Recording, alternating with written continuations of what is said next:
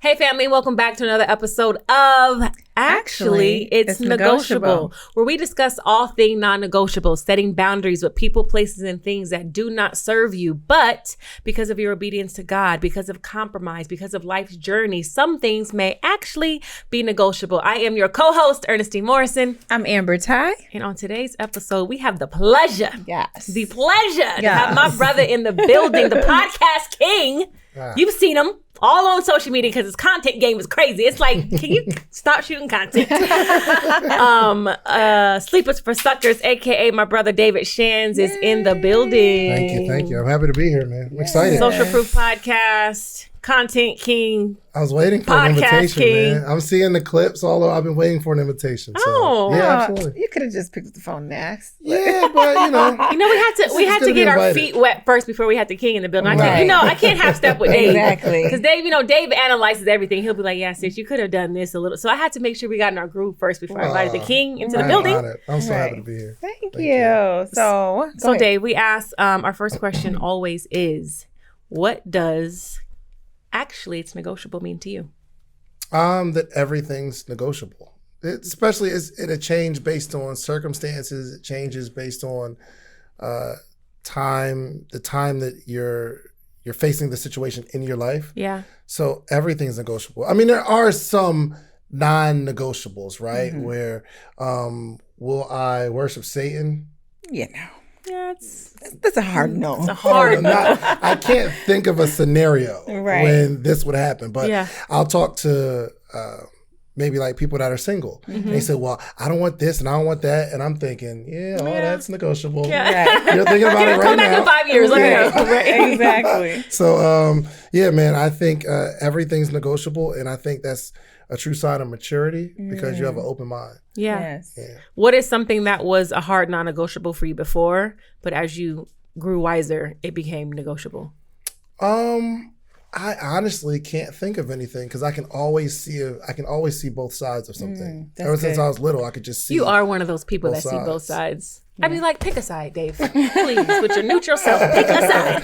I'm extremely neutral on everything because I can always see the benefit of the other side. You know what I mean? What do you feel is the difference between being able to see both sides versus being lukewarm? Or what do you always call the word wavering? Like, how does somebody not become wavering by seeing? I mean, you don't want to be wavering in integrity. Yeah. So I'm not going to do anything that's unintegral. But if we're like just thinking about situations that, for one, if we're having a conversation about it, it's a negotiation, right? Some things you just won't entertain. Right. Oh, that's if good. You're saying, yo, will you set up one of your friends for your own gain? No, I don't even have to have a conversation. Yeah. It's not even not non-negotiable. We'll never even talk about a thing. it. Right. So, exactly. I am kind of lukewarm on both sides. When my friend tells me something happened, and they're telling me how this other person is such a horrible person, and they're telling me all the stuff that they did, in my mind, I'm like, there's another side. What did you do? But what did you do? For sure. You know what I mean?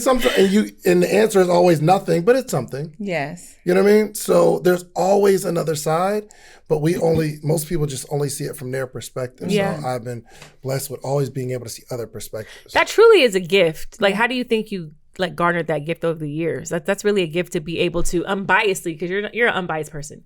Like, David is like probably one of my most fair friends. I can call Dave, I can present a problem, and he will unbiasedly weigh both sides, even when I want him to pick a side.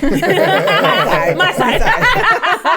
He would, you literally will break everything down fairly. Like, where did you get that from? Well, I don't know. It's just how I see the world. I don't know. Like, there's certain things that you didn't work on to be a certain way. It's just what makes you you. There's some things that make you amazing and creative. And they're like, how'd you come up with that? You could try to say, well, I've been around all these different creative people and I had these experiences, but the truth is, you were just made that way. Yeah. You know what I mean? There are some ways.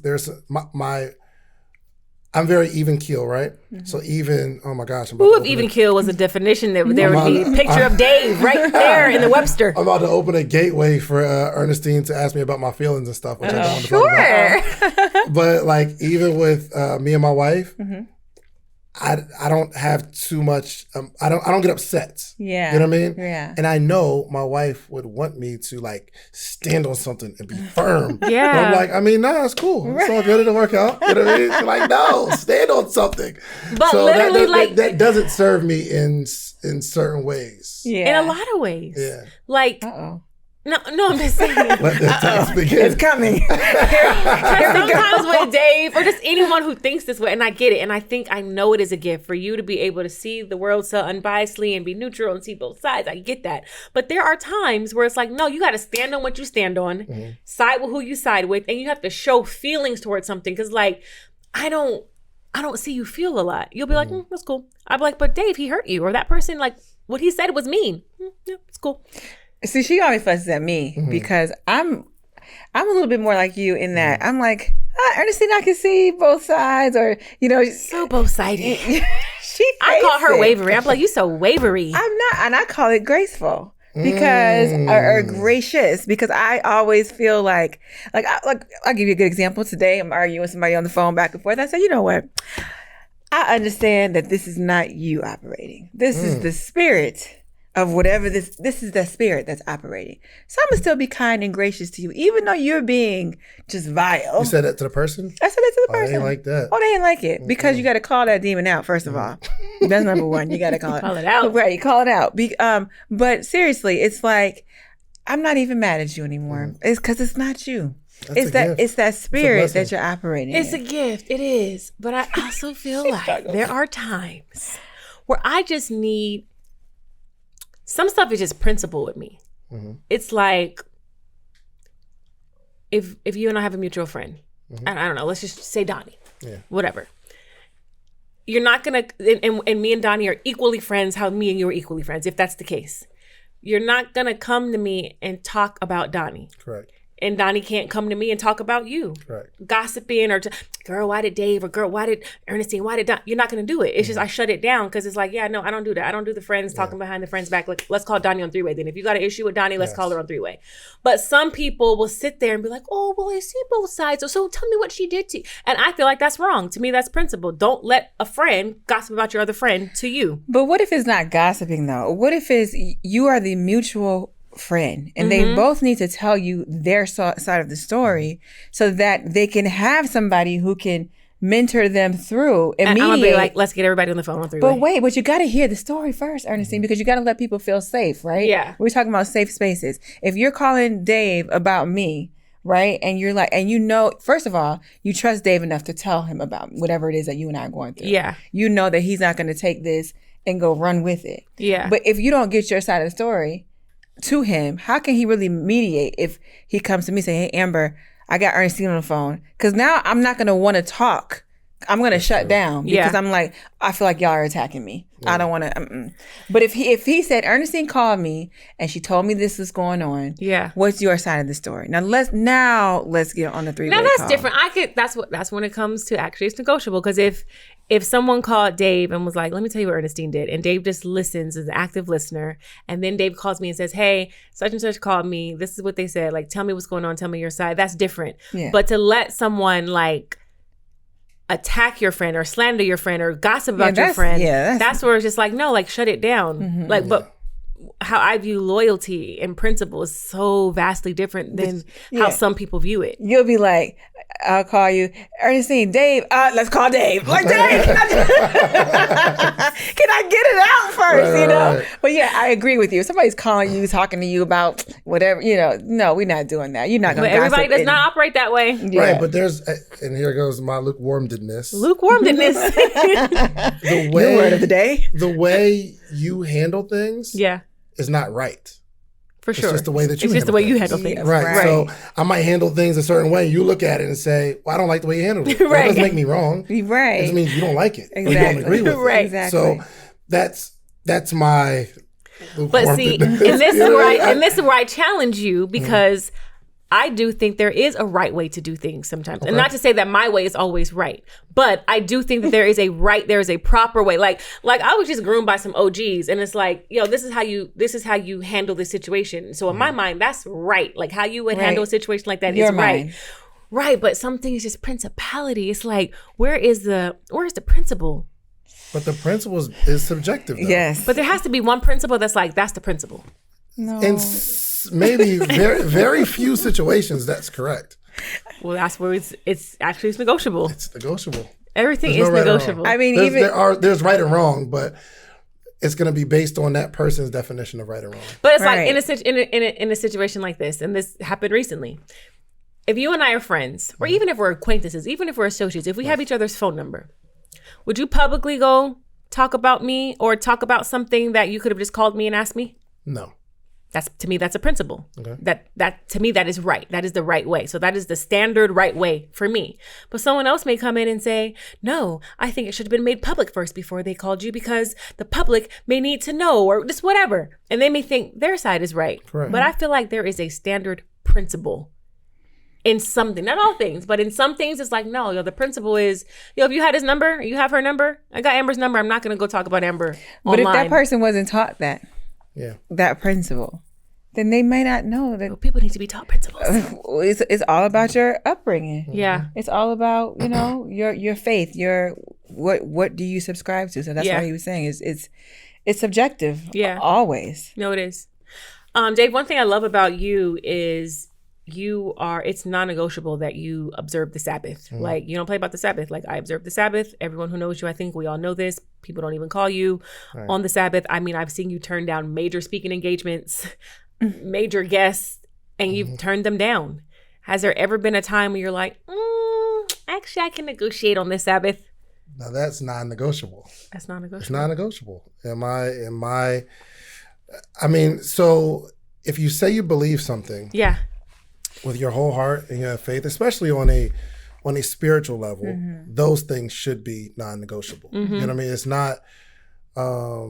It's just not negotiable. If I believe that God said to honor the Sabbath, Yeah. I should honor the Sabbath. There's no exceptions in there. Yeah. You know what I mean? Yeah. And if I believe that God provides for me, why would I go against what God says to go provide for myself? That's good. That doesn't make sense. That's good. So, no, that's a non-negotiable. Yeah. You know what I mean? Can you tell those who are listening who don't know what you're talking about, the Sabbath? Can you just explain that to just our Yeah, audience for sure. real So quick? in the Bible, it says, remember the Sabbath and keep it holy. So, all right, I'll go through some verses, okay? Let's have a little Bible study. So in Exodus chapter 8, verse 20, I believe, or chapter 20, verse 8, it goes through that God rested and blessed it and made the Sabbath day holy. Genesis 2 and 1, I believe. He rested and blessed it and made the Sabbath day holy. But Come on, know your the word. idea is, how do you know which day is the Sabbath? Is it Monday, Tuesday, Wednesday? Some people say, well, every day is a Sabbath. But God said that it's the seventh day. But in Mark 16, it's really, really cool. Mark 16:9, they said they went to go anoint Jesus' body after the Sabbath was over. Meaning he rose after the Sabbath was over, which was the first day of the week. So Jesus rose on the first day of the week, but most people celebrate their Sabbath on Sunday, which is the first day of the week. Yeah. But you can't celebrate the Sabbath and the day he rose, which is Resurrection Day, on the same day of the week, because he rose after the Sabbath was over. Does that make sense? Yeah. Sabbath, here's a day. He rose on the next day after the Sabbath was over. Yeah. If Resurrection Day is Sunday, how can the weekly Sabbath be Sunday? It can't be the same day. That's an interesting point. But, and we could just like look at when Sabbath changed to Sunday. But I'm going to say, can you just go back and like study the different calendars that there've been over the centuries and figure out which day actually was the Sabbath? Well, whatever day you celebrate your Sabbath, do Resurrection Day the next day. So if your Sunday is the Sabbath day, if you do every Sunday, then Resurrection Day for you should be Monday. I thought okay. Oh, gotcha. So your Sabbath is when? Saturday. Saturday. Yeah. So It's real evident too. Yeah. Sabado is like Saturday. Sabbath, yeah. Sunday. But what I love is like you don't give on that. And that's like, there are leaders who lead by words.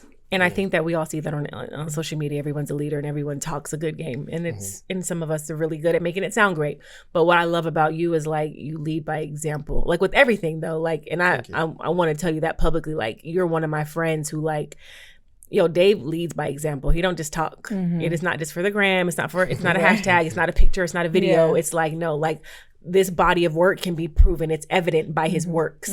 And this man does not budge on Saturday. I could be like, but I've got Michael Jordan is going to be, he wants you to interview him personally. And he'd be like, well, let's see if they can do it on Sunday.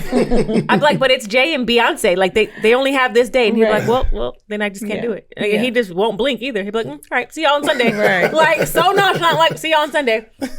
And I love that about you. I love that about you. Yeah. So you have this this interesting way of getting engagement on Instagram. Okay. You do your threads or your tweets. And I just be like, either Dave was really sitting at home thinking about this thought, this crazy outlandish thought he just had, or Dave is a master. Give me an example. Give us an example. So like, let's pull up one. Dave will say something like, I'm like, is this a thirst trap? Is this a thirst trap for engagement? Or was Dave really sitting at home thinking, okay, so I'm pulling up Sleepless for Suckers Instagram right now. Like, okay, let's go. Emotions, cloud, good judgment. Nope. I think it's just regular stuff. No. Your man doesn't. It's like, your man doesn't cheat, beat you, or disrespect you in any way. All he did was leave his shoes in the living room. Give my man a break. Like, you'll see. That's a real thing. I mean, you think about... Dave, you hot. A little... Am I sweating? Your glasses are foggy. He been saying this hot in here, y'all. Oh, this was a good one. He said, your philosophical quotes about success won't make you successful. Only your strategic and consistent activity will. Like, I feel like sometimes you push the bull a little bit. You poke the bear. He clapping at folks. I poke the bear, but in a very like clever way, so it doesn't seem like, oh, Dave is coming for people. I post for engagement, not agreement. I don't need everyone to agree with me. Yeah, you know what I mean, especially it's like little stuff. It's just my philosophy or my outlook on things. Yeah. If you disagree, it's cool. Hopefully I'm not offending you with my outlook, and if I am, you'll just unfollow me. Right. Or I just want to create a platform for, and you'll see like sometimes the comments. Somebody will not agree with what I say, and I'll reply with, well said. Yeah, you do. You're like, well, that's great perspective. Because I'm not stuck on my way of thinking anyway. So I would love a good... So everything truly is negotiable for you? For the most part. Besides the Sabbath. We don't play about the Sabbath. That is like, it's amazing and then also mind-boggling at the same time, because I can think of areas in my life where I'm like, am I wavering in this area of my life? Because like, even when it comes to your faith, like everyone says they're Christian, or everyone says, and then you do stuff you're not supposed to be doing, but it's like, if you know this is your faith and this is your belief, why are you going against what you say you believe? Yeah. You know what I mean? What do you think about, it's funny that you said that, because what do you think about relationships where a man and a woman, they're both, you know, they love God, but they have truly different faiths. Like they believe in the Almighty God, but one might be Christian, the other one is Muslim, or everybody. I think not everybody, but most people believe in Almighty God, but Almighty God can be different for everybody. Yeah. So for instance, it trips me out, and every time somebody says it, they tell me almost and not just because you just said this, but God told me this thing. Yeah. How do we know? Or this lady said, this was years ago, she said, God told me you was my husband. Told you that? Word? She was lying. What guy was you talking to? Tell him to call me. But she may have said that about somebody else, and it happened. So you don't believe that you can be you're convicted by the Spirit sometimes by certain things that have happened in my life. I was super convicted. Like I feel like God told me to go left. For sure. Like even when my flesh wanted to go right, I felt convicted by something bigger than me. For sure. It was like, no, I'm telling you to go left. You've never felt that feeling? No, yeah, but I don't think everybody's praying to the same Almighty God. For sure. You know what I mean? Even the same people that say that they're Christian. Yeah. So I guess my point is everybody, something's going on in your head, right? Yeah. Where God's telling me to say this, but it could be just your lived experiences, certain circumstances, the way you think, your emotions, all this could be wrapped up into some unction that's telling you to do this thing. We don't know if it's right or wrong until after it happens. So how do you know to discern? How do you know to discern the difference? I don't know. I have no idea. Yeah. Did your wife share the same faith as you when you all met? When we met, she was like Christian. Then I invited her to my church, and she began to study, and she was like, "Yeah, I like this," and we got married after that. So what are you? Are you not Christian? Yeah, I'm Christian. Yeah. Oh, okay, Yeah, okay. That's interesting. That is interesting. But speaking Because of, I don't know. Just because you say it doesn't mean much to me about what God told you. Yeah. You know what I mean? Because again, so you're not moved by someone saying God told me, blah blah absolutely blah. not. Yeah. Doesn't move me. Yeah, that doesn't move me Because either. and it's almost like an increase of that now. Because if you really want to get your point across, You say God said. you say God. And how you argue with that? The Lord told me. Well, the How do Lord you told argue with someone saying God told me? Well, I We're gonna guess say no, he did. I guess if God said it, then we gotta adhere to what you just said. People are like using they use it as, and I'm not. I was thinking something, and I decided to do it. Right, but if I say God told me to do this, that becomes more powerful. Yeah. And really, you could have just been thinking of something. But if you want a crowd reaction, Yeah. you say God said. Exactly. So I don't know. And who is your God? Is it you? Who's your God? Is it your Yeah. thought? Yeah. Did you make yourself God by saying God? But I also think that's why it goes back to judge people by their fruit, right? And I know we're not supposed to judge in general, but like you look at people by the fruit of what they produce. So like it's easy to listen to someone say God told me, but like what is this? How does this person behave? What fruit has this person bared that you've witnessed? You know what I mean? Like one thing I know about you is like your fruit is there. Like I see you lead by example. I see you practice what you preach. I see you walk the walk and not just talk the talk. So I'm probably a little more inclined to listen to you than I would to someone else who I'd be like, yeah, she or he makes it sound good, but they ain't really walking that in real life. Thank you. So. That makes me feel good. And your spirit, I didn't know all about you when I first met you. I had no, it was like, hey Dave, I think we first met maybe at the bowling alley. I think when we officially met. Bowling I mean, alley? not the bowling alley, the Top Golf. For my birthday. Your birthday. Yeah. Oh yeah, that's Yes, what yes. And there are some people in life that you come across where their spirit just tells you everything you need to know about that person. It's like, I knew you were a man of integrity. I knew you were a man of honesty, just the way you were carrying yourself. For sure. And all we had was a hello, It's like, I knew at hello all about you, Was that God telling you that? That was God telling me. That was spirit recognizing spirit. Yeah. I was just like, this is a really good man. I don't know jack about him. I don't know his past, what mistakes or whatever, but I know in this moment, this is a good man. Yeah. And that's hard to come by. Like you don't meet, and the spirit of discernment, because there are some people, and I told you so, but 100%. For sure, and I think told me sometimes so. you're feeling something. It's like something ain't right about Something it. ain't right. You can't put my finger on it. something is just something. That finger gonna finger one day. You're gonna be like, aha. And I think women do have that even more than men, kind of built in. That little That something. Oh, yeah. That little We just be finger. like, oh. Yeah. Oh, for sure, man. clueless. So me and my wife will. These are one of the things that we get into when she's like, "That girl is trying to be at you." I'm like, "No, she's not. We're cool. Nah, that's my Oh, we homie. know, Nah, honey. It's all good." The wife she's knows, like, babe. Right. Exactly. Nah, she has an agenda. I'm like, yo, everybody can't have an agenda. Some people just think I'm cool.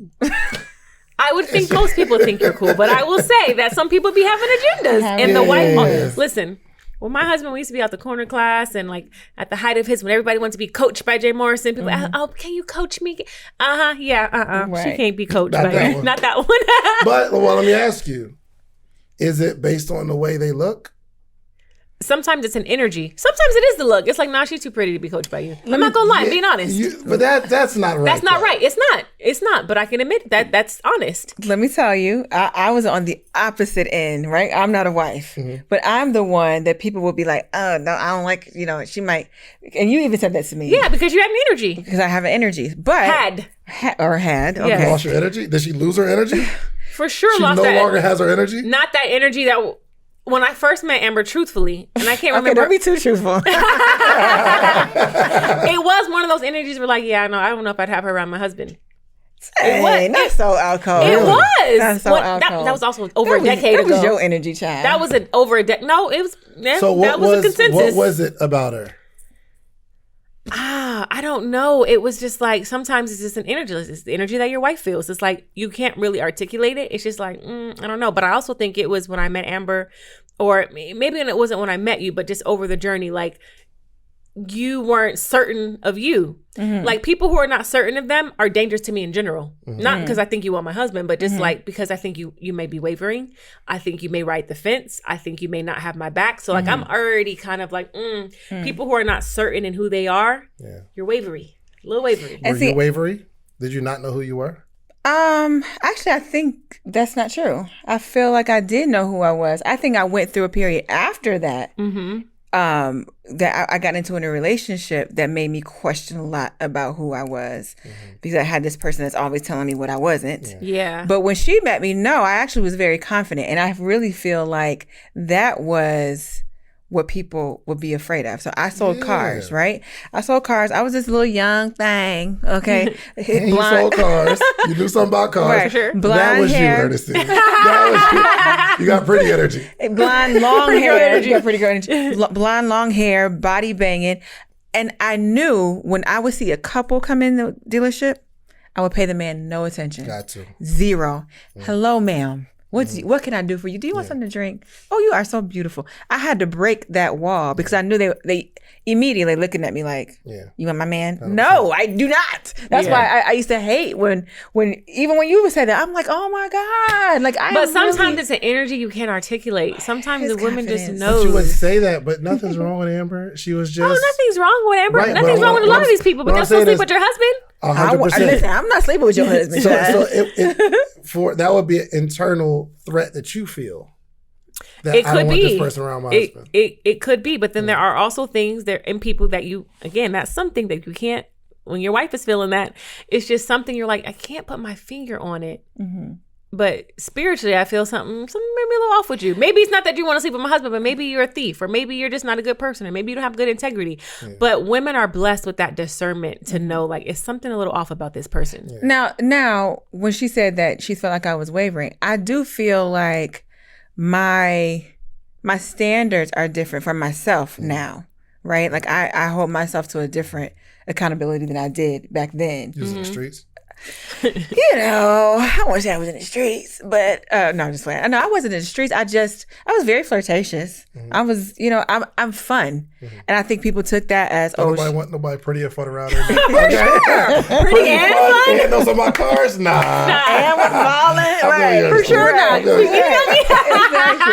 So I think that God definitely had to place a certain blanket of humility in my life, But yeah, and I do think that there are women out there who are like, "Oh, I'm gonna get your man." Oh, for sure, they exist. Yeah, for sure. So Dave, we all know you for your content, and I met you in 2017, and you have literally been the most consistent person I know when it comes to content. Like when I think of the word consistency, I think of David Shands for sure.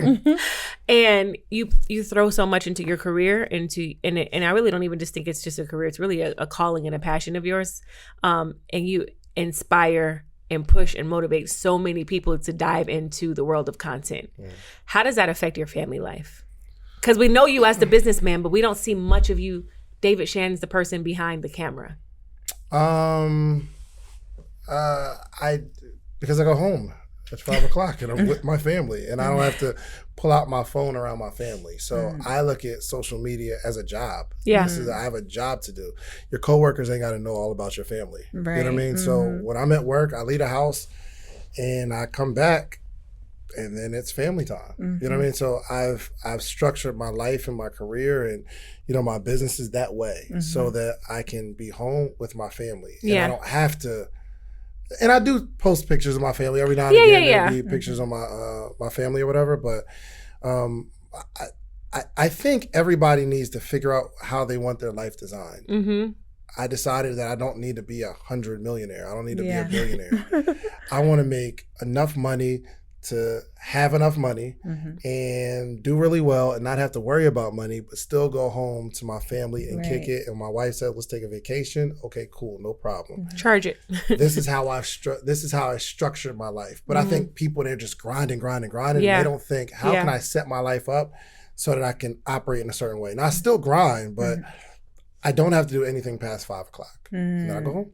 You really don't. You call Dave after 5. He's like, I'm pulling into the garage. Right. 100%. How do you I'm trying to learn that right now. Such a structure though, with all that's going on and all the events and panels and things at conferences that you do, and you're being pulled here and there? how do you have a structure? I can't find a structure. I don't really have a structure for it, but I've decided years ago how I wanted my life to look. Yeah. So I grinded, and set up situations where I can have money that I don't have to, every time I need to make money, I have to go get it. Mm-hmm. So I'm really big on continuity. Like, how can I do something one time and have a monthly fee paid? And I'll offer a lot of, like, so I do this morning meetup, and I'm on the morning meetup every single day. And people are like, yo, how do you do Monday through Friday every day at 8 a.m? How do you do that every day?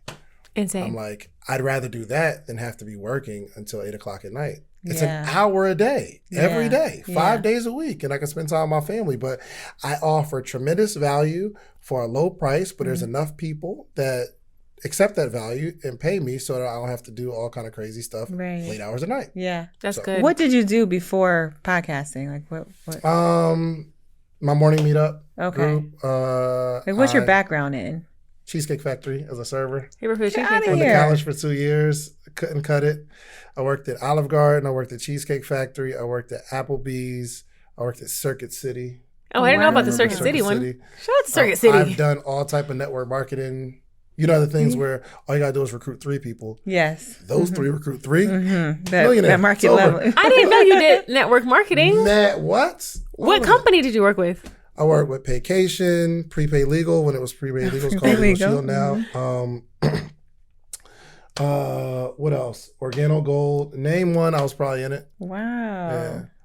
So. That's why you're such a good speaker. Like, you're such a good speaker, and you just have so much you're very gregarious, so like it's easy for people to talk to you because you were a server and you did MLM. So like those gave you the tools that you needed to become who you are now.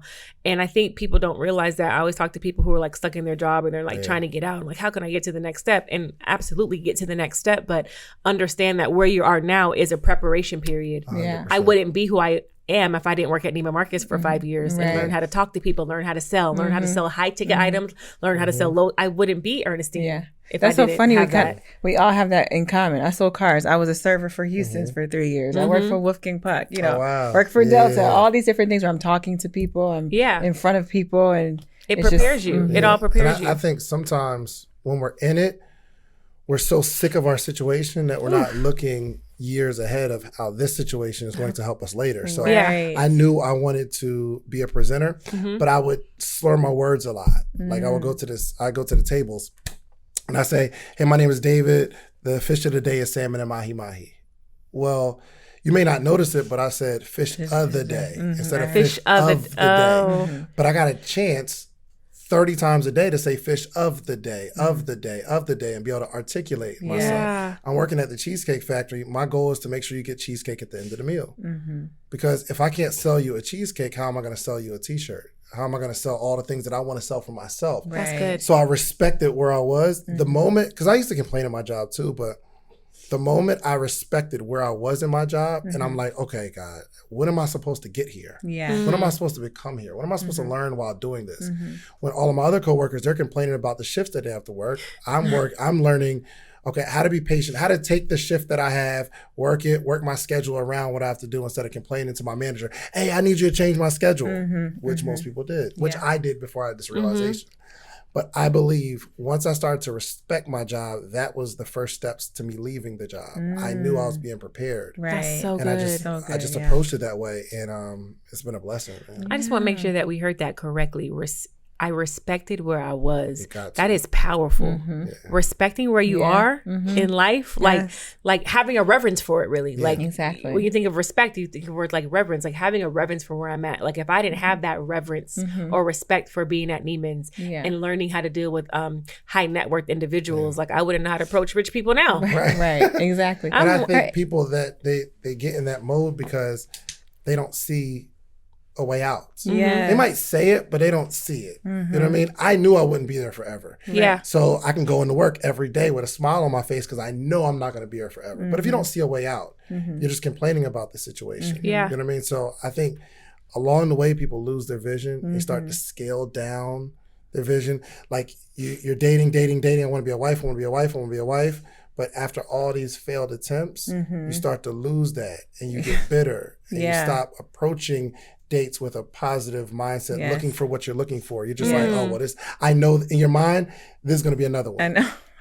And that one would have been the one had you not thought in your head, oh, this is just another one. Yes. Man, You know what I mean? Listen. so having respect for where you're at in that For situation sure. and dating Yes. would have been like, okay, well, Tyrone didn't work out, but what I took from Tyrone was Right. da-da-da-da-da-da. 100%. Right. And then JJ didn't work out, but what I took from JJ, having reverence and respect for where you are and pulling the things that you need to pull from Yeah. each season. That's Yeah. so good. And even like in a storm, I mean, a lot of people, we go through things and it's like, because you're talking about complaining at your job or dating, but I mean, a storm, you're going through something that you have no control over. You feel like you'll break your spirit. To have respect for that storm. 100%. To know that God, that God is molding me for something. I'm going through this so that when it comes back, I know how to handle it. Yeah. I'm going through this because when this person does the same thing that this person does, now I know how to handle you and how to get through this storm with grace because I've already gone through it and I respected where I was. That's good. Yeah. That's good. really I think everywhere even if you're in a bad situation right now and you're listening to this, you've probably been through something worse or you perceived as worse, right? Yes. So even as a high school student where everybody's picking on you, think this is the whole world. I'll never get there. You're at the lowest, you're depressed. You don't have any friends. You're failing. And you just feel like this is the worst time in your life. But look, you graduated. You got through it. You got It was through a it. better time. Exactly. But wherever you are right now, there's a lesson in it. Mm-hmm. You've probably been through worse. But two, out of all the things you've been blessed with, there's probably someone going through something much worse with far few blessings as you. So I know that no matter how bad it is, somebody else has it worse. Yes. And I would be disrespectful. And this is just how I see it in my head. I can complain about the situation that I'm in. Yeah. Or I could be like, God, thank you for not putting me there. Yeah. This is tough, but Yeah. I wouldn't want to trade places. Yeah. Right? So complaining is almost disrespectful for all the good. Imagine you do mad good stuff for you. Like that's you so got good. kids. Yeah. You bless them with everything. But Yeah. the one time you can't buy them a toy, they're tripping. I'm like, hold on. Yeah. My Hold on, wait a child, minute. look. A room full of, right. This room full of toys you have. Come on. Yeah. I've been blessing you all this way. And you're complaining about this one situation. Yes. That gratitude is so good to keep in your mind. I was, I think I told you this, Amber. My Kobe, my toddler, she has like fluid around her brain. She had fluid around her brain at this particular time. And I was angry going to this hospital, her doctor's appointment. And I was just mad. And I was just like, why? Like, why, God? Why are we here? Why are we going through this? And I'm just like so pissed. So we're waiting in the waiting room. And then this other mom wheels her child in.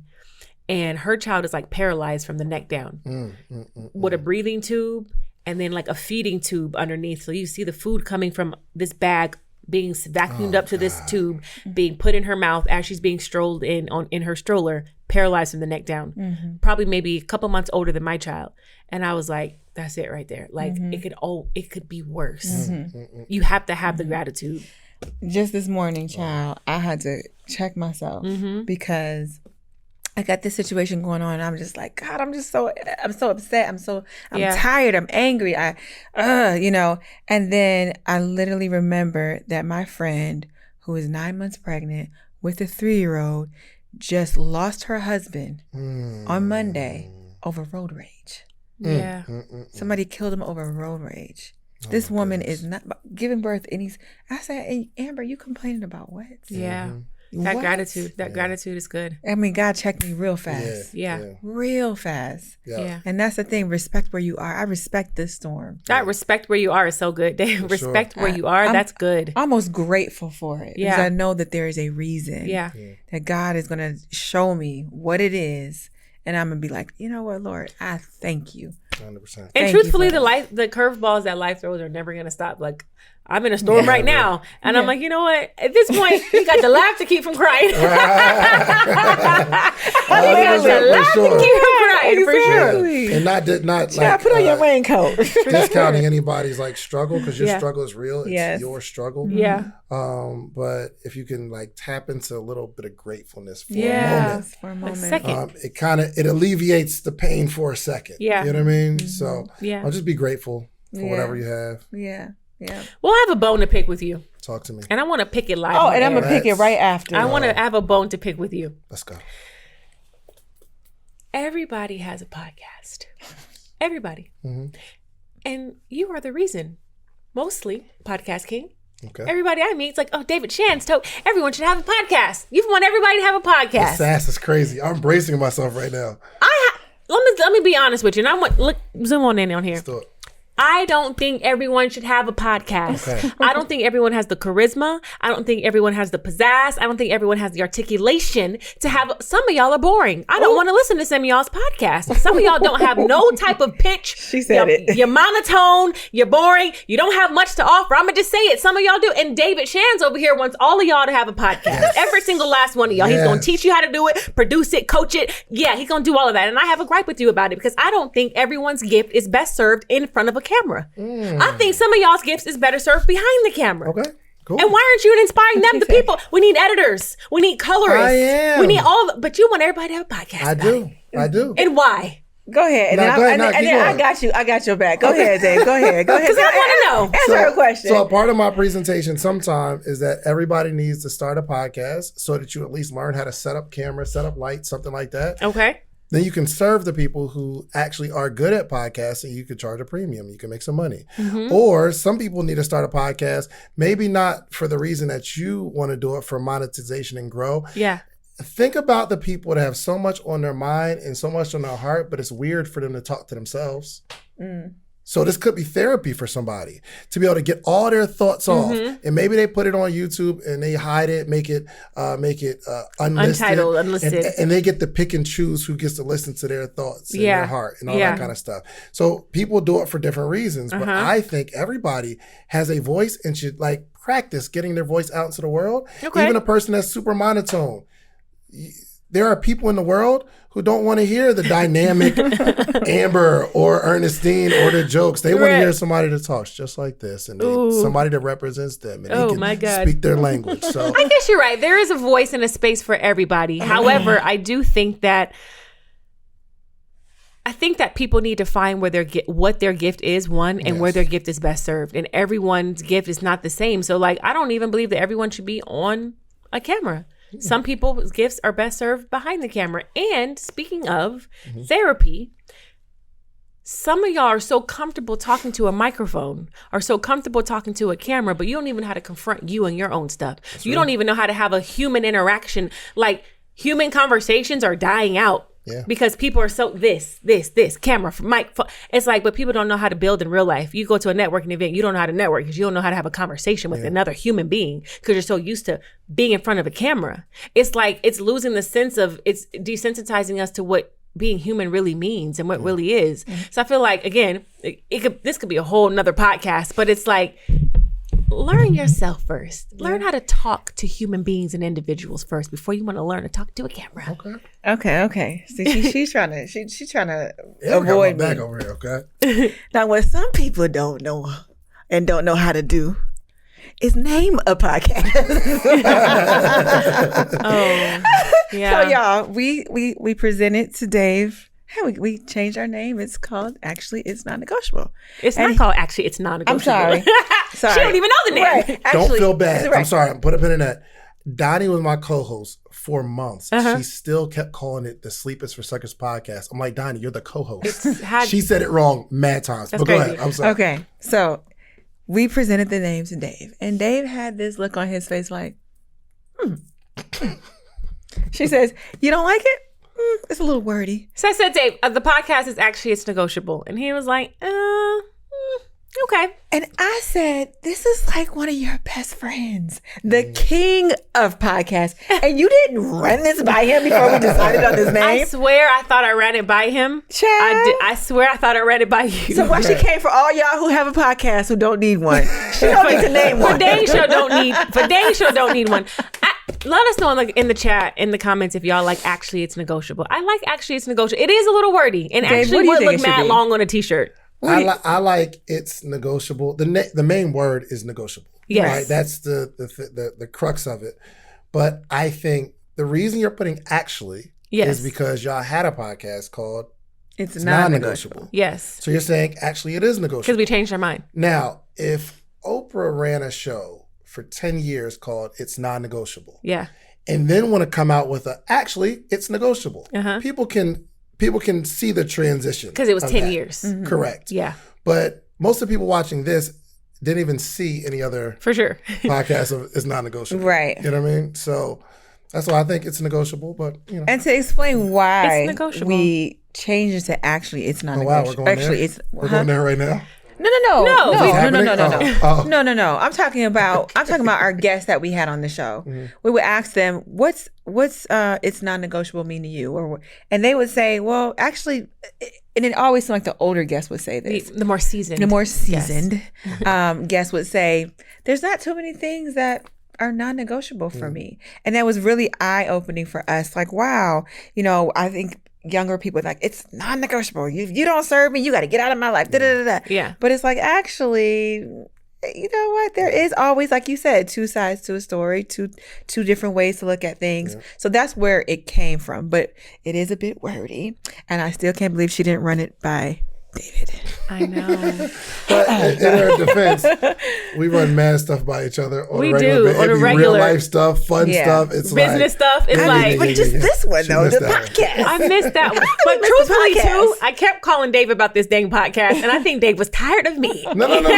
'Cause maybe that's your intention when we talk, but our conversations go wherever they go. They go so many places. So, Yeah. for sure. So are we changing the name officially? I don't know. I like it. So, All right, so stay tuned. Would y'all say the attorney said something like, yo, they like actually it's negotiable, but the attorney is an attorney. Yeah. And then we just asked all the creators behind the scene, what do you think? And then they all unanimously said it's negotiable. Shorter. I like it. It's negotiable. Let's go. Yeah. It's All right, negotiable. It's negotiable. Our name is negotiable. It's negotiable because It's negotiable. although we are clear on setting boundaries of people, places, and things that do not serve us or serve God's purpose for us, actually, we should say, you realize that you have to compromise sometimes and everything is not about you. Yeah. Like that's the main Exactly. thing is everything's not about you. Yeah. Yeah. Some things is about the journey. Some things is about how you're serving someone else. It's not always about you being served. It's about how is God using you to serve others. So actually, it's negotiable. It's negotiable. God be having Actually, negotiations it's negotiable. too, if you think about it. It's like in the time of Not God be having we negotiations. having negotiations depending on the time. So in the time of Adam and Eve, he told Adam and Eve, you can eat any fruit-bearing plant. You can eat fruits and vegetables. But then fast forward time of Noah, he said, you can eat anything. You can eat whatever you want to eat. Anything that crawls along the ground, you can eat it. Yeah. And then the time of Moses, in the time of Moses, he said he separated it into clean and unclean. Yeah. Like animals who have a hoof and chew the cud. And then in the New Testament time, he said the only thing you shouldn't eat is food sacrificed to idols, blood, meat of strangled animals, and sexual immorality. Those are like the things that he said in the New Testament time. So it changed. He said, based on don't the eat time. pork, then eat pork, eat hoof things, don't eat hoof. It did change. Based on the time. Stuff did change based Can on we the eat time. shrimp? Yeah, you need all that. In the New Testament time, the only instruction God said was meat from strangled animals, food sacrificed to idols, and blood. Interesting. That's good. So it's negotiable. It's negotiable. So listen, I'm an actress. Dave knows this. Dave one time came to me and said, I knew this conversation was taking this turn. it had I to knew because it. you couldn't sit on the couch and not. Listen, Dave, I was on the phone with him last night. He said, I already know what the conversation's going to go. I said, no, you don't. He said, yeah, you're going to talk about my feelings. And you're absolutely right. I don't want to disappoint you. Don't want to disappoint you. So yes, Dave said, I want to do an acting class Amber, with have you. my back, okay? I got you. Help with this. Amber, whose side? What's the principal here? Whose side are you on here? Who have you no longer? Let me call your wife first. So Dave came to my house. He drove an hour. This is how I knew he was serious because I lived an hour from him at the time. And he came to my house and we did an acting class. And I think he thought he was going to like pick up a script and we were going to do some lines and memorization. But what he didn't know that the way I teach and coach acting is I'm going to get straight to your feelings. We are going to rid ourselves of pain, trauma, fear, doubt, guilt, shame, all of that so we can get to the truth of who we are so we can find the truth of this character. So I had him doing these exercises. There's this one exercise I do where you hold my hand and you look me in my eye. You can't break eye contact. And I say, who are you and who do you pretend to be? And we're going through this and we're going through this. And I know that Dave has been through some deep stuff in life, but I felt like anything that he was throwing at me and I was throwing back at him, he wasn't truly being affected by it. So then I started thinking like, well, in real life, I never really see Dave affected by things either. So I'm like, is Dave emotionally numb? Are you emotionally numb, Dave? I think so. Yeah. Yeah, I am. I don't have high highs. I don't have low lows. It's just, I am. I feel like if $20 million fell on Dave's lap right now, he'd be like, "That's cool." I'd be excited. Did you cry at the birth of your baby? I didn't cry. Well, so when my daughter came, I held my daughter, and I kind of forced myself to cry, and I think a tear trickled down. A little tear trickled. I was trying to make How did you make yourself cry? I was trying to feel it in the moment, and I was like, "Oh my gosh, it's so beautiful. You can cry, David. Cry. Go ahead." Like this is me talking to myself, and a little tear came down. You know what I mean? That was like monumental. Yeah, but not that it wasn't an emotional moment, but I was really excited. Look at this little girl; she's beautiful. Oh. But how are ways that one whole tear? Yeah, one whole half a tear. Whole tear. What are ways that you like emote? How do you show your excitement? How do you show your sadness? How do you show your angst towards something? Because when we talked about even kilter, you were even kilter. Yeah, when do you ever show or emote? Do you have to? I believe you should. How does that make your wife feel? So that's the issue. So it serves me in certain ways where, again, I'm not affected emotionally by things. Mm-hmm. So I'm not gonna get I'll never get too depressed because things just don't affect me in that way. Like even if I have an event and it's a successful event, it's almost like, all right, great, it's over. Whew, great, it was a successful event. Yeah. I'm excited, but now my excitement is it worked. Yeah. But it's not like a go out and celebrate and party. Mm-hmm. You know, you're not about to jump for joy and do cartwheels. Yeah. So it protects me in that things aren't going to hurt me emotionally, but it's not good for people outside of me because it seems that I don't care. Yeah. When I care, it's just I know that however bad something is right now, it will soon be over. Yeah. I understand. But I do need to sit in a feeling sometime, but I just don't know how. I don't have the tools, I don't think. Have you been like this your whole life, or was there a point in your life? So even as a little boy? Yeah. Wow. Do you want to have the tools? I do. Do you go to therapy? No. Justin Owens, I was on a panel, and my man Justin Owens, I'm here, he's to the left of me, and he starts telling this story, and somehow he just gets really emotional. He starts crying. Yeah. And I'm sitting there and I'm looking at him like, dang, how you do that? Yeah. I want to do that. I want to be able to feel that. That feels like it feels a certain way. I want to do that. Yeah. But I don't have it. I don't have it. Have you ever saw a therapist? Have I ever saw a therapist? Is that the same as a counselor, like a marriage counselor? Well, marriage counseling is a bit different. Like, have you, like, on your own accord, like individual counseling? Have you done that? I've not. Yes. So this was years ago, and it was a guy. His name was Pastor Jack something, and he was so lit. And what he told me, and he's been doing it for probably 40 years. Wow. And what he told me, he said, yo, you are probably the most, what's the word he used? Emotionally unavailable or something that he's ever seen. He's like, yo, your feelings are so buried on, like, so much stuff on top of your feelings. He said, I've never seen this before. Neither have I. Yeah. And I do this. I can relate somewhat because it happens to me in acting. Most people are actors. They can, when the camera comes on, they're their most vulnerable selves, right? Like you're taught that, and I am not. And it takes a lot for me to get a tear to drop. But that camera's off. I'm a big baby. But it's like something about everybody watching or me feeling vulnerable in front of all these people that I'm like, I can't. I had a scene the other day where I was actually bawling because something was happening to me in the moment. And the director was like, oh, Amber, I see whatever that is. Hold it. Don't let that tear drop yet. Wait till you get in the moment. The camera came on. Tears was dried up. I was like, I can't. So then, and I stopped the scene. I was like, let's try it again, right? And so I just had to really think about what I was going through.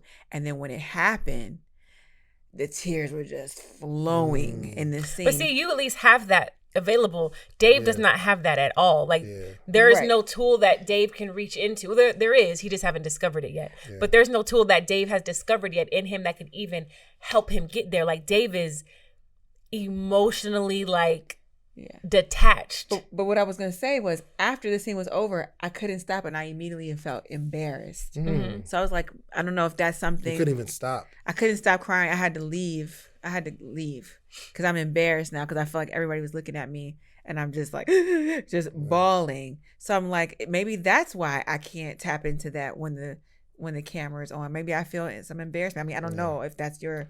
I don't know what that is. Yeah, no. I think the last time I can remember myself crying, it was a little bit. I hate to say it. It was like a little bit when my mom passed, but you cried when your mom passed. Yes. How old were you? This was 2000. Last year, right? 2 years ago. Oh, so you're an adult. Okay. Yeah, for sure. And my friend passed, my friend Ryan, and I was looking at the funeral online because it was like in Pennsylvania or something like that. And this emotion came up and I cried. But it's so few and far between. Yeah. Again, I don't know if I have, I just don't know if I have the tools. You do. I mean? And I do. I want to.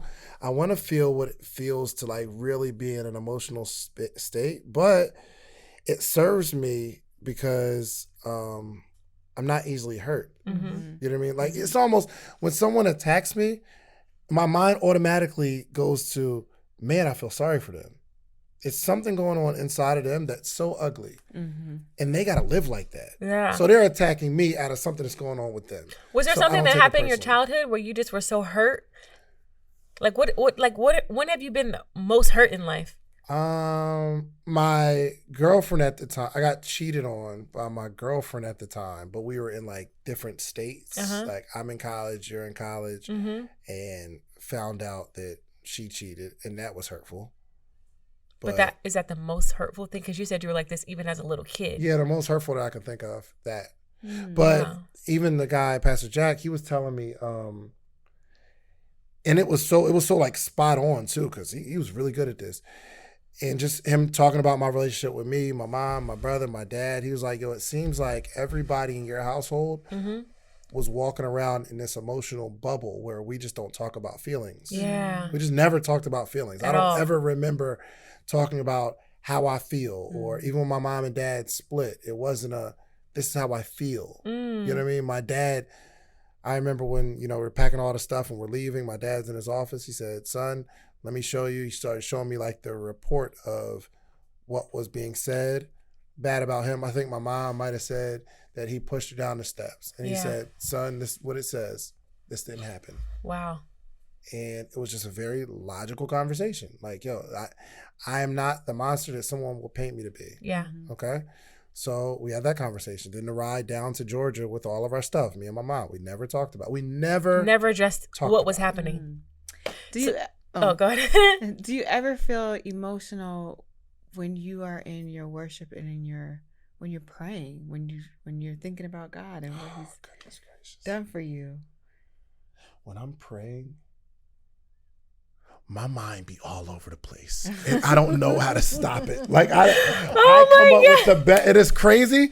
I come up with the best business ideas when you're praying. When I'm in that is crazy. It's the why. I don't know, and I don't want to be disrespectful and write them down, and then after I can't remember. I had a genius idea during prayer, and my mind wanders crazy. So.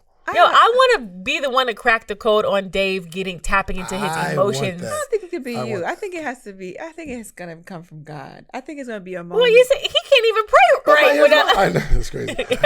my question though is that so bad? I mean, I think that God gave us emotions for a reason, right? Like we're for the most part, most of us are emotional beings. Having dominion over your emotions is a good thing, but having dominion over your emotions either way, I think, is important. So not being overly emotional and not being under emotional. Well, I think if it affects your wife and affects your family life. So like, I know if my husband wasn't emotional with me, I'd be like, well, dang, do you love me? Like, I want to feel something with you. I want there to be a mutual exchange of energy and currency and frequency between us. And if I don't feel that, then I'm like, I don't know. Yeah. Do you love me? That doesn't mean he doesn't love you. That's something you got to deal with. So you never really answered the question though. How, and maybe you don't want to, and that's fine. No, I'll answer whatever. How does this affect your wife? What does she think about it? Yeah, I mean, exactly what Ernestine is saying. Okay. I'm always trying to get to a happier place. You know what I mean? Like whatever friction we have right now, let's talk about it and get over it. Because typically there's never like major issues that we're arguing about because I'm not doing anything that would make it a major issue. You're not doing that's going to make it a major issue. Right. It's all right. Let's talk about this. So I told this story on the podcast where I'm at this InvestFest event and people are taking pictures. Like, oh, let's take a picture. Cool. So we're taking a pic. This other young lady's like, yo, I watch your podcast all the time. It's cool. I'm like, oh, great. So she's like, let's take a picture. I'm like, all right, cool. So I do my hand, shoulder. She has her hand on the side. Yeah. And right before they're about to take a picture, she takes her left hand and puts it on my stomach. And I was like, oh. I froze. I didn't know what this. How do I maneuver this? I'm like, because I'm not get your hand off my stomach. I'm not that. I'm like, and then they take the picture and I'm like, all right, thank you. And then I felt violated. I really felt violated. I was like, dang, why would she do that? And then I was like, dang. And then she posted it, like tagged me in her stories, and I looked at it, and I was like, I didn't like that. Yeah, but you didn't say anything in the moment. I didn't say anything in the moment. But not that I liked it or enjoyed it. It's just I didn't say anything in the moment. So I talked about it on the podcast, and Dre calls and said, I saw what you said on the podcast. Why didn't you move that girl's hand? I was like, man, I don't know. I just froze in the moment. But she felt the way. She said, no, you need to move it. It's disrespectful. I'm like, you're right. Next time I will do it. But she's like, no, but why didn't you? I don't know. I froze. That's my thing. So she's upset. I'm thinking, I didn't cheat on you. I didn't get her number. Like, I didn't say, hey, do it again. We didn't go to lunch afterwards. Right. Let's take one more picture. Right. Okay, do you think that you're a people pleaser? Oh, for sure. I think that, and this may not be the whole answer, but I think that you're people pleasing. I do, from my observation at least, I feel like you like everybody to like you. You're the guy that everybody likes. He's Dave. Everyone likes him. No one has nothing bad to say about him. That's when I get anxiety, when somebody comes at me and doesn't like me. Yes. Like if you hear that somebody said something about me and we have a problem because of somebody else, like that's when I get like this thing in my stomach. I'm like, oh my gosh, the anxiety goes crazy. Yeah. So you do feel something. So then you're Feel feeling stuff. Ooh, that we're getting somewhere. There's a trigger. Yes. There's a trigger. She's breaking the code. 100% a trigger. Yes. Yeah, and I think that you not wanting to tell her to move because you probably didn't want to hurt her feelings, or you probably didn't want to be too abrasive. Yeah. If I had thought about it, I'd have said, nah, we can't. I'd have cracked the joke. Hand in my stomach. In the moment, I froze. I didn't know what to do. And my wife is there. And all I'm thinking about is, hold on, is my wife here? It was like it was 2 seconds. Yeah. But the point is, when I told her on the story, that's something that my wife got upset about. And because I didn't react, I'm like, okay, what do I have to say right now to make you not mad at me and help you realize I didn't cheat on you or anything like that? Yeah. And I don't want to get upset because now you're attacking me for something that I did. And that you didn't do, really. That I didn't do. Right. And your man doesn't beat you. He doesn't cheat on you. You know what I mean? Like, get that man a break for putting his shoes in. You know what I mean? Like, I made a mistake. I'm sorry. Yeah. Let's get past this. Shout out to Dre. Shout out to my sis, Dre. Shout out to Dre. You said you don't get upset, or you didn't want to get upset. What does your upset look like when you are upset? What does that look like? What does Dave upset look like? My upset is silence. Oh no, that's the worst. I'm ready you scream at me. Please scream at me at least. For a long time, silence? Radio silence. Oh yeah. For like 2 weeks? Yeah, not 2 weeks. Maybe forever with Dave. 2 days for sure. If you're but Dave said if someone rubs him the wrong way or he's just done with somebody, he'll just never talk to them again. I'm cool with that. It depends on the relationship. Like, it depends on the relationship. Yeah. If it's somebody that I've known a little, no disrespect. If you don't like me or you offend me, I should never talk to you again. And it's all good. Were y'all around? What about me, Dave? Oh, no. Dave, you can't get rid of me, though, Dave. I was pull up. I thought he built it in his last but I'm 45 saying, minutes. I understand that humans are humans. Yeah. And you can't make humans happy. And my goal is to, especially if I don't know you like that, I need to protect my own peace. Yeah. Okay.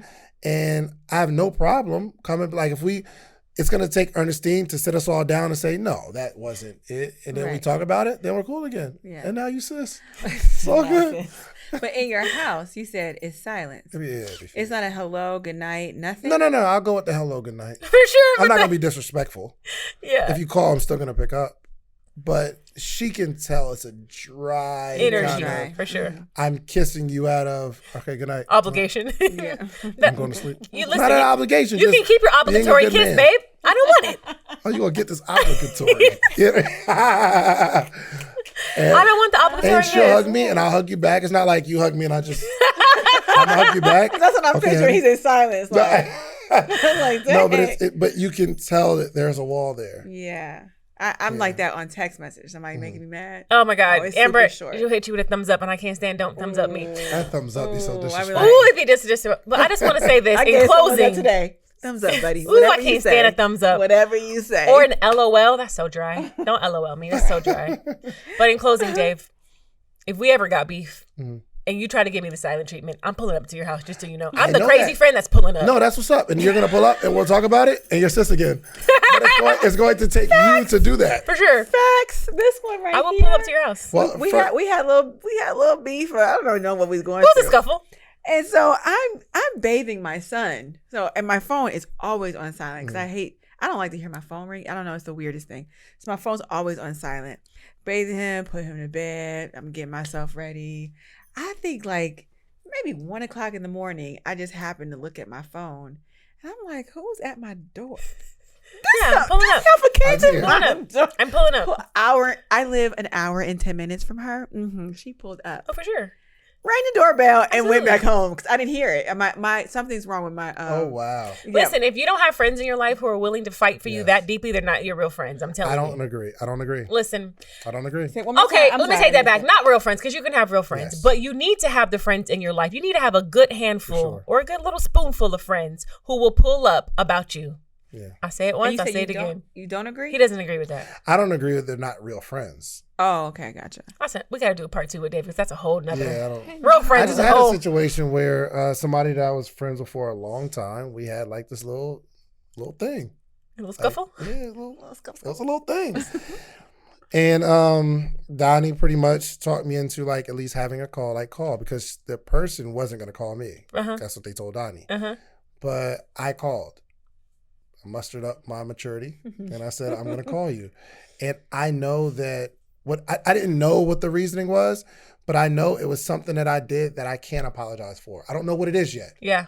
But I know I made you feel a certain way. So I called and we talked and I apologized and heard her story, heard her end. And I'm like, yo, I understand why you would feel that way. I apologize. Okay. And then let's go to lunch. Back sis. You sis again. This has been a phenomenal episode, guys. We got to wrap it up. But before we get out of here, we always end on actually it's negotiable or it's giving a hard non-negotiable. So who's your dream interview? Like if you just could interview one person the rest of your life and that would just be it for you, who would it be? Oh, that is a really good question, man. If I could interview one person, my dream interview. Yes. It will probably be Jay-Z. Oh, that's good. Let's manifest that. Yeah, come on, Jay-Z. You heard it. You heard it here. Yeah. So you have the opportunity to interview Jay-Z.